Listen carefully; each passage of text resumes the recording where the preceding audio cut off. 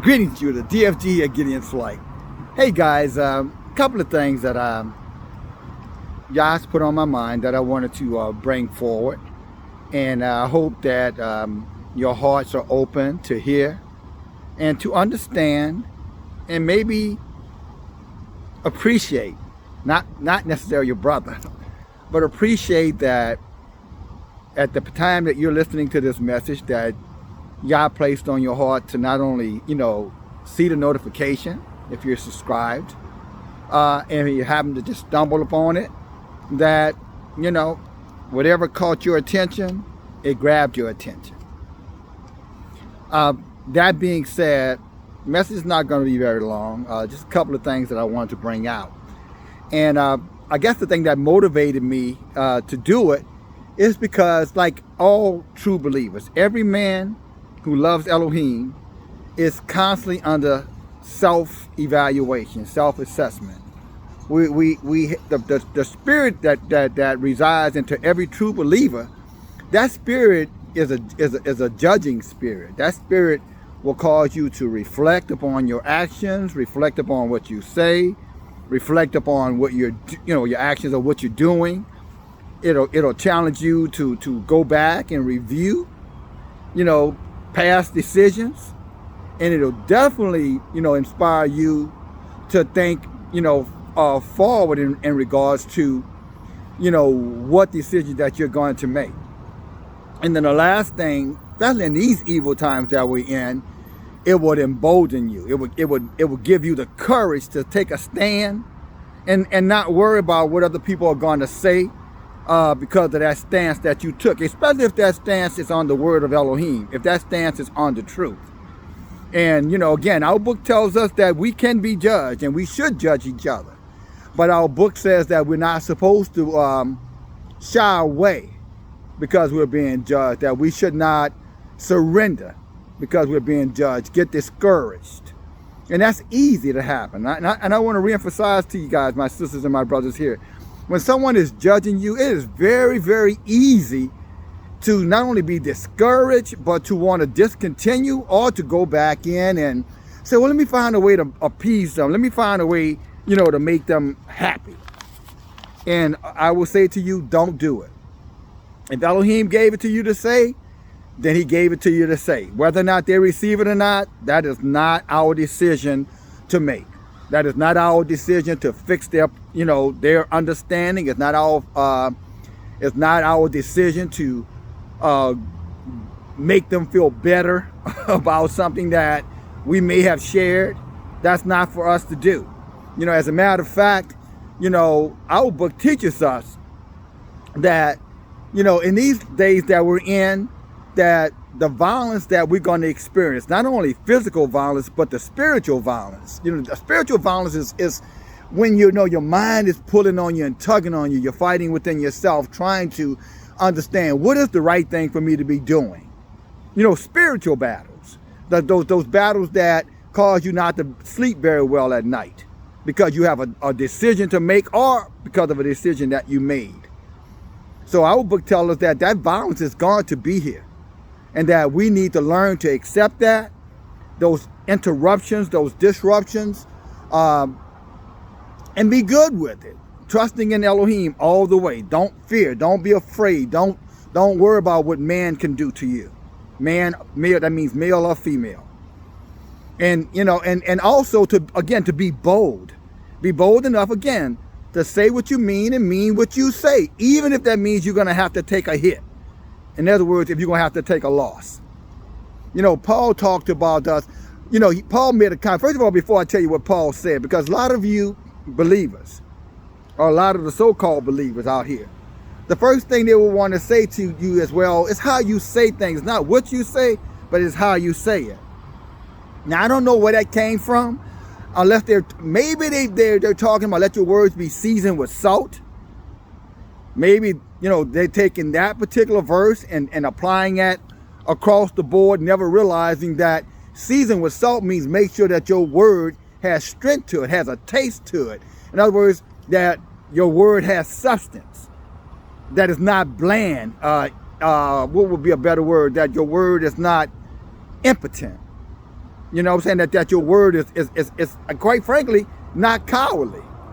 So when Paul says let your words be seasoned with salt, simply means make sure that, you know, they know, like a food that has salt in it, you can taste it. Make sure that your words, they can taste it, they can feel it, they can experience it. And it does not talk about whether that is good or bad. You know, good and bad is almost like beauty. As they say about beauty, beauty is in the eyes of the beholder. What may look pleasant to one may not look pleasant to another. But when it comes down to boldness with the word, and this is where I'm going with this, you know, Paul reminded us to be, you know, courageous, not to be cowardly. You know, if you're a male, not to be emasculated. You know, if you're a female, to be humble but be meek, but also, you know, walk with a level of knowledge and understanding of what your role is in the times that we're in, and to get yourself with a believing man, a man of Elohim, so that when these things get really bad, as they will, that you have someone that you can count on. He's not going to turn his back. He's not going to run away, you know, cowardly. When the bullets start flying, he's going to get in front of you. He's not going to push you out in front of the bullets and go run. That's what a lot of these unbelieving men are going to do, contrary to what a lot of you women think they're going to do. They talk a big talk, but their bark is a whole lot worse than their bite. They have no bite. Ezekiel talked about them. He said they're dogs that bark but have no bite. He said that they're just greed. Everything to them is based upon their lust, what they want. That's it. The truth is never considered when it comes down to what is right and what is wrong. They never consider the truth. They only consider their needs. And a lot of women out there are just as bad. And that leads me to a second point that I'm going to make to you guys. But let's get to the first, so that I don't go longer than I intended to. You know, the word rude. You know, we are told as believers that we're not supposed to be rude. Let our words be seasoned with salt. Well, I just explained to you what that meant. But in case you're questioning that if you're going to go to one of the epistle letters to show your brother or show your friend, whoever you want to believe you, no, it said let your word be seasoned with salt. Well, how about if we let Paul talk to us? Because let me tell you something. First of all, I'm going to give you a definition of a word. Rude. Rude. R-U-D-E. Here's the definition of rude. Rude is offensive, impolite, ill-mannered, abrupt. Sharp means sharp-tongued. Startling, shocking. Unpleasant. Disagreeable. Nasty. Harsh. Now, these are all words that describe rude. Okay? Now, for you who believe that some of us who use strong words to bring forth the message of Elohim, that we are rude and somehow or another we're outside of the will of Elohim, that Elohim somehow does not give them that spirit. That's a spirit of the devil, or that's the spirit of the world. So don't be rude. Don't listen to those who are rude.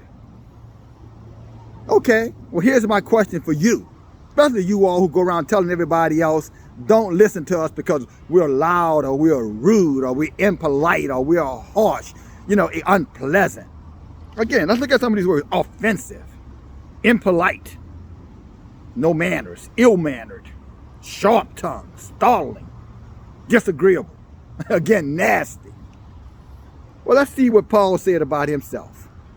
Your apostle Paul, who wrote all your epistle letters, that you Christians, you Sunday worshipers, you holiday worshipers, you churchgoers. Let's see what Paul, who you love so much, who you believe this man was the apostle to the Gentiles, especially if you're a Gentile or you think you're a Gentile because you don't know who you are. Okay? Let's go to the epistle letter, 2 Corinthians. It's going to be fast. Hallelujah. Y'all going to have to train these hands of mine right now so I can get right to where it is I need to go. Hallelujah. Now remember, this is Paul talking. And I want you, again, don't forget the definition of rude. So was Paul a nice guy? When Paul spoke, did he speak lovingly, sweet words, kind, gentle, soft, charming, pleasant, engaging, inspiring? Did Paul speak that way? Well, let's see what Paul says about himself. Because who is the best judge of a man's action is that man, if that man is in his right mind.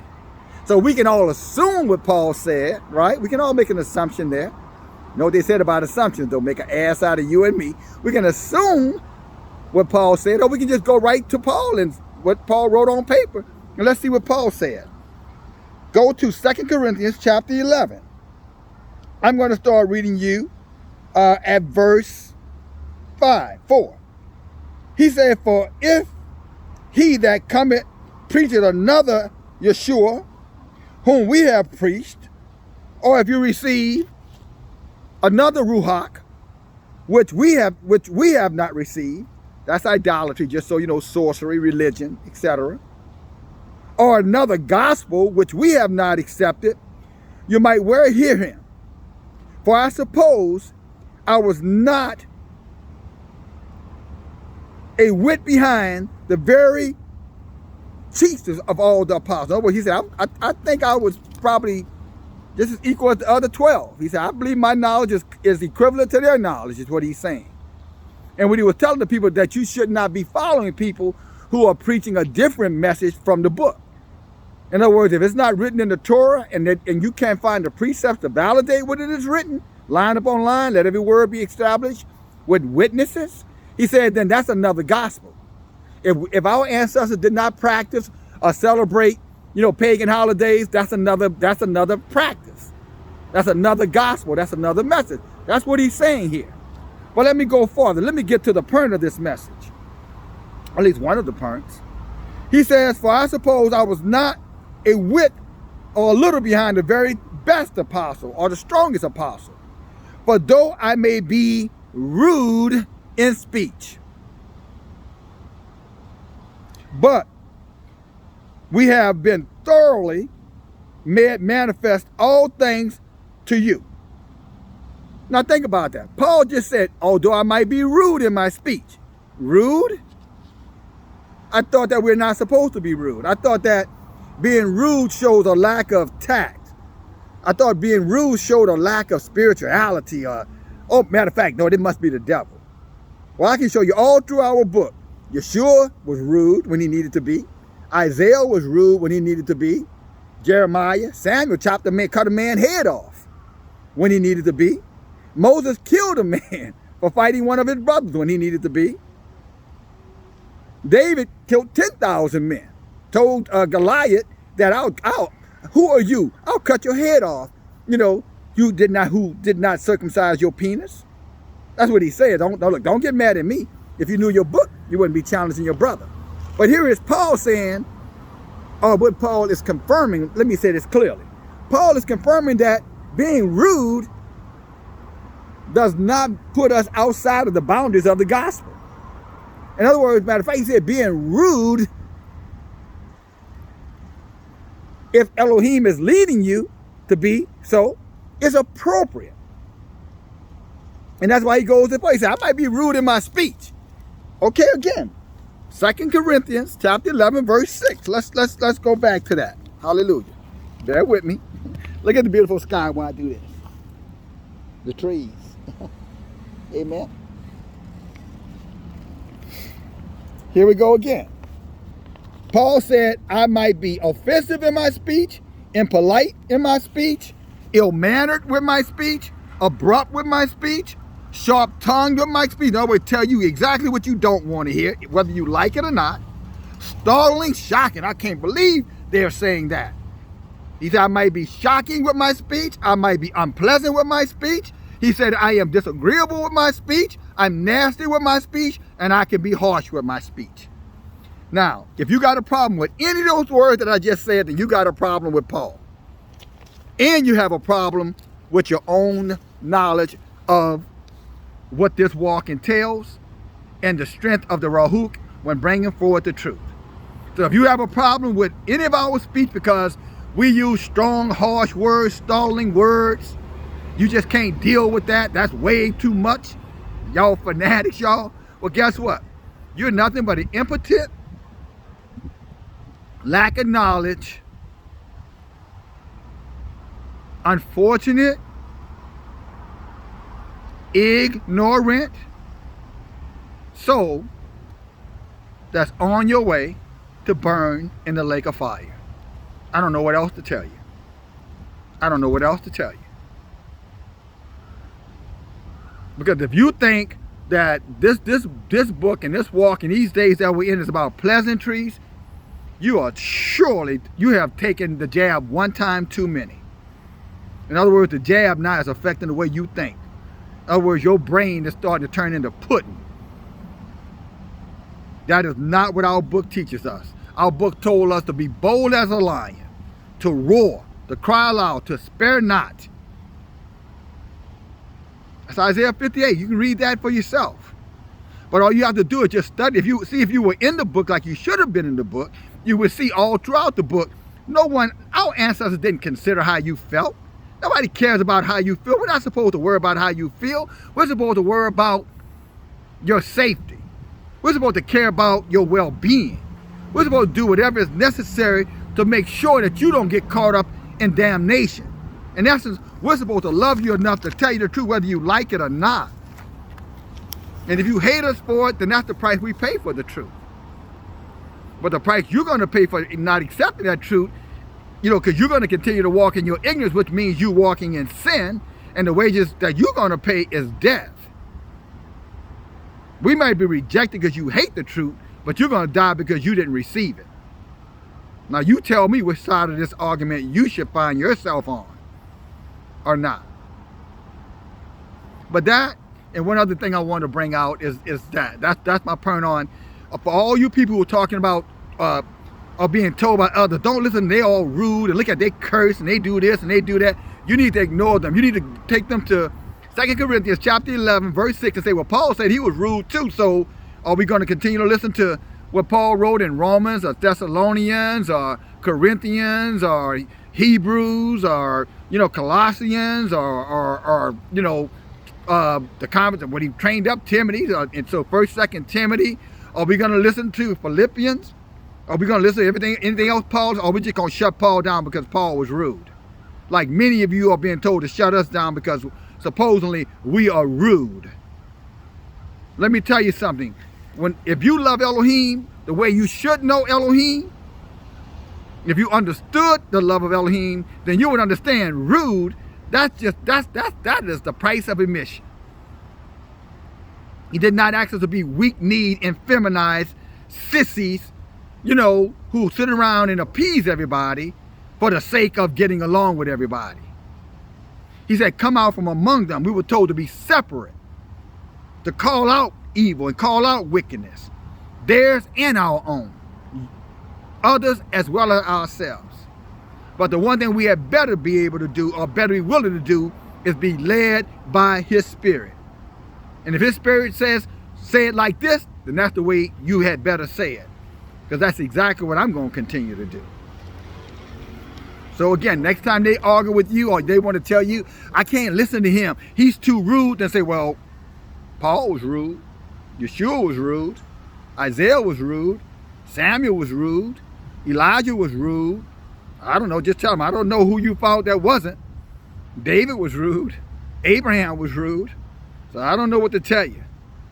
That's what you ought to tell them. And then take them right over to what Paul actually said, not what they assume he meant. Right there for their very eyes. And by the way, get the description of rude, the definition of the word rude when you go. So you have some precepts to back you up. Now the last thing I want to mention is that, see, there's something going on with the sisters right now. And it's the most amazing thing, because in a time as serious as these times, you would think that now our sisters, women, would start to come to their senses and recognize, I had better change my position. I better find out a way to make sure that I'm going to be safe in the future. Because if all these things that they're talking about that could possibly happen, food shortages, illness, wars. I need to make sure that I'm in a position that I can make sure I make it through, that I can survive it. I need to be 100% sure. Not 100% sure if I'm going to have a job, not if I'm going to have my home, or I'm going to be able to get my retirement. No, you need to be thinking in terms of, sisters, are you safe? And I'm not talking about inside the house. Anybody can kick your door in and come and get you anytime you want. You better have had some, you need to have some real hardcore, street smart, street hardened lions in your house. Rude men. And I'm afraid that this society, this world, has duped you sisters. Have literally conned you guys, pimped you out. Got you believing that you're the man now. You don't need a man. You can do whatever you need to do on your own without any help. So help you God.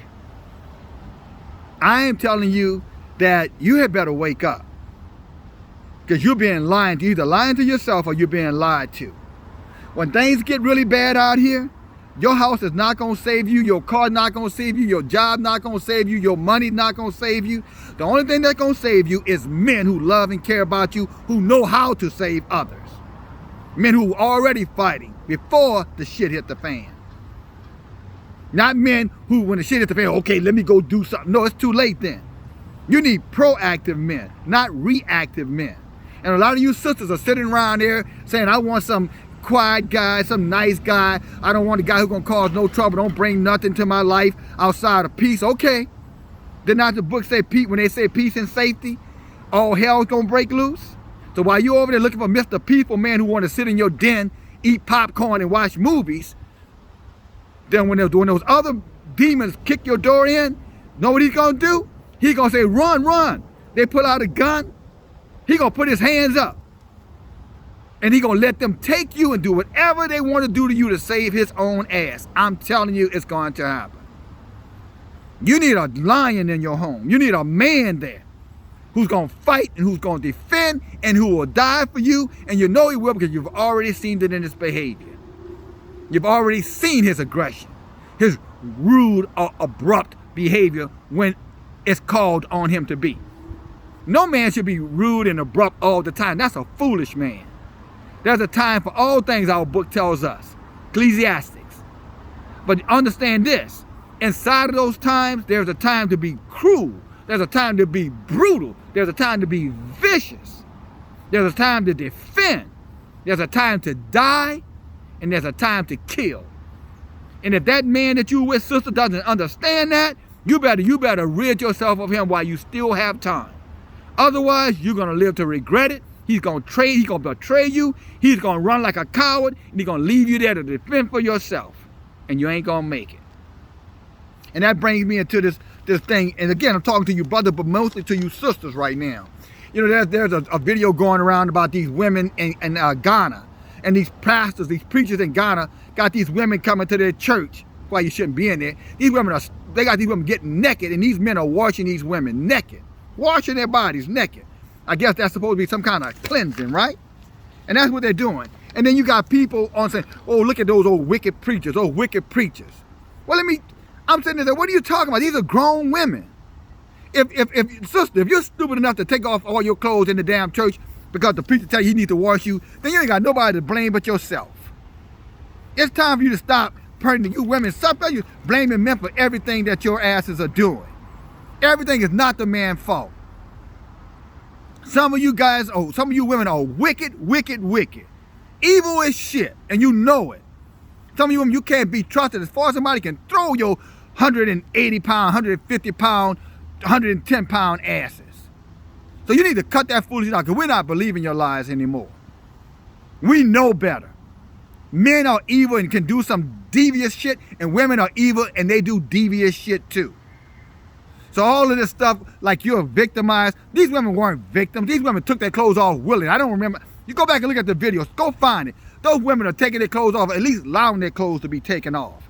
We have people, oh, this is terrible how they're marginalizing these women and how they're making these women. What's the term they always use? It's almost like using the women for in a way of saying like,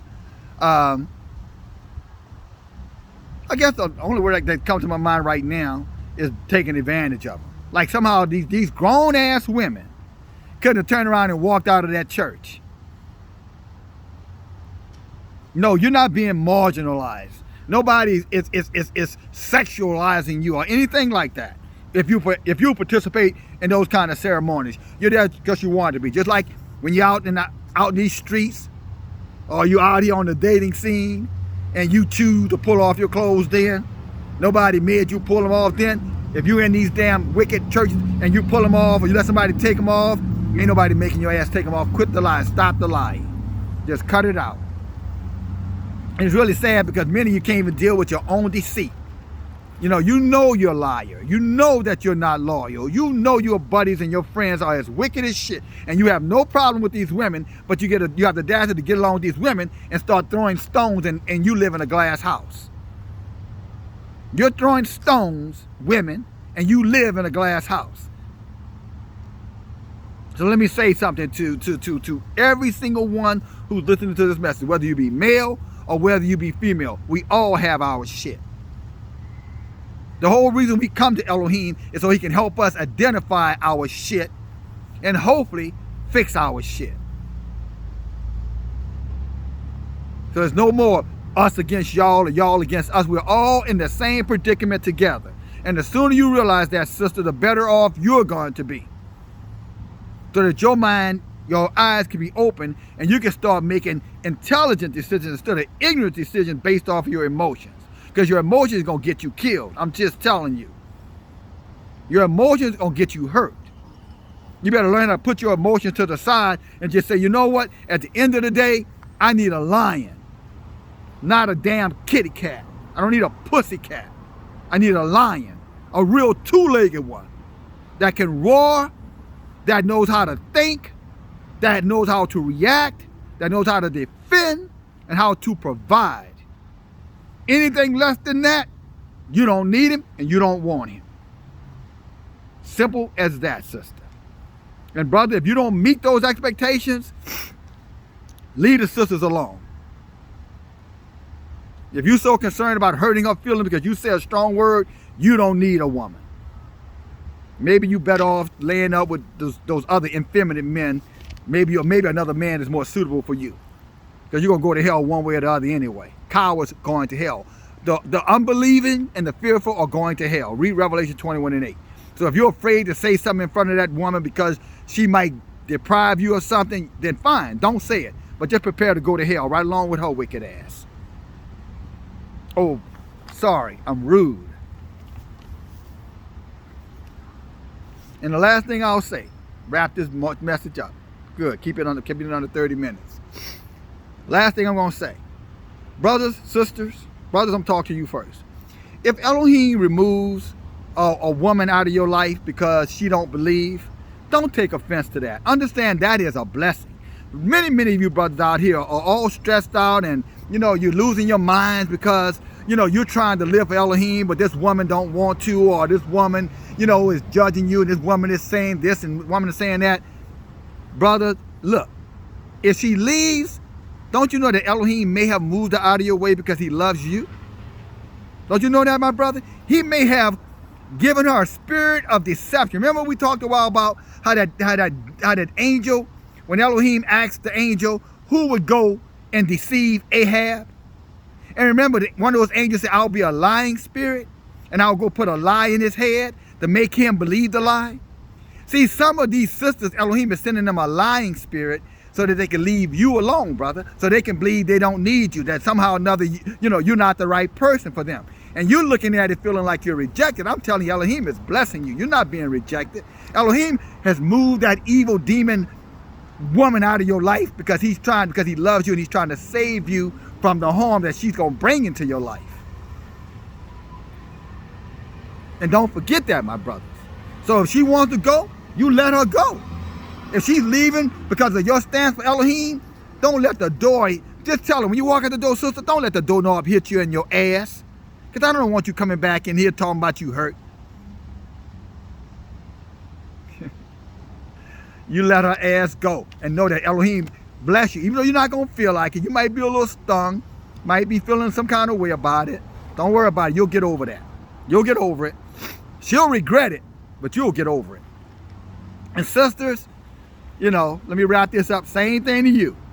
If Elohim removes some, you know, wicked ass cowardly man who only wants, you know, to sit around and do nothing and watch you all day long, where you been, where you going, what you did, what you cooking, you know, but he ain't teaching the family about Elohim. He ain't teaching you about Elohim. He's not teaching himself about Elohim. Then he's not from Elohim. Let his ass go. And if he's not from Elohim, guess what? It's the enemy of Elohim. Satan is in a wolf clothing. Satan has put this hustler, this womanizer in your damn life to trick you, deceive you, and he's gonna leave you when things get really tough. When you need him the most, he's gonna be gone. Don't forget that, sisters. All right? With that said, look, this is not about how we say things. This is about what are we doing in these last days to ensure that when the sky starts to falling and the shit actually hits the fan, and it's going to, that Israel is already prepared and doing what it is Elohim says for us to do. So when the storm comes to take them all away, we'll still be left here standing, praising, believing, victorious. DFG, talk to you guys later. Bye now.